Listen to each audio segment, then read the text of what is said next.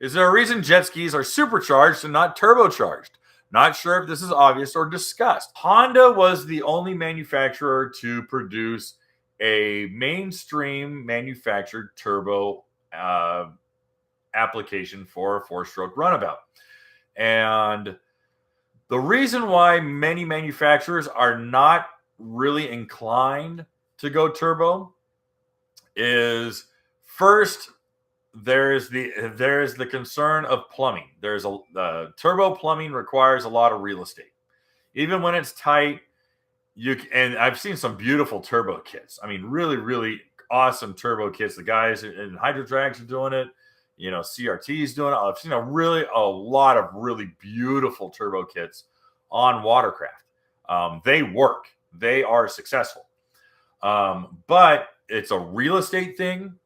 It's a heat thing because you have a lot of hot plumbing moving. You have a lot of hot plumbing moving things around. And one of the other caveats that I was told was there was a minor concern about having dry exhaust, an actual dry header, and having the cylinder head running dry exhaust and then water injecting on the other half of the turbo, because you don't want water and air trying to spin a turbo. That's not going to go well. So Honda, if you looked at the Honda's exhaust system, they had a dry header. They did not have a water jacketed exhaust manifold. And that exhaust ran into the turbo, spun the turbo, went into a water injection and blew the water out to cool the exhaust through the water box and out the rear. So it takes a lot of re-engineering. The cylinder head has to be different. The way the waters ran through the cylinder head is different. And it's a lot of plumbing, a lot of room.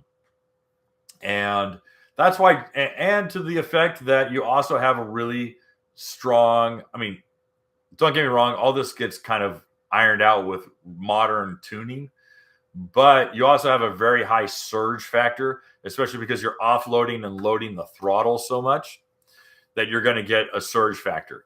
And, when the boost kicks in, that's something that happens with turbos. The exhaust builds up all that pressure, and that when that pressure hits the turbo and that turbo spools up and that goes through the intake manifold, boom, that engine's ingesting a lot of positive atmosphere.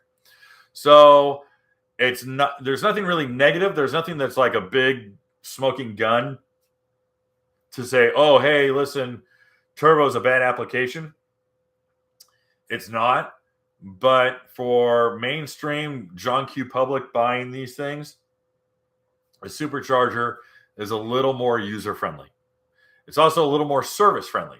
So, again, there's a lot of different factors, but it all comes down to service time, ease of use, and mitigating any sort of issue. Oh, yeah, totally forgot about the intercooler for the turbo, too. Yeah. Fitting a really big intercooler and getting that thing cool as well. So there's that. I realize that there's intercoolers on supercharged skis. I understand. You are correct. The MSX 150, and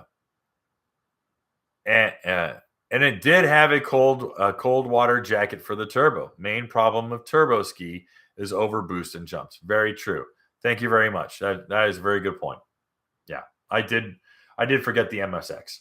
Hey guys, thanks for hanging out. This clip was taken from our weekly podcast that we record here every Sunday night at 8 p.m. Eastern Standard Time.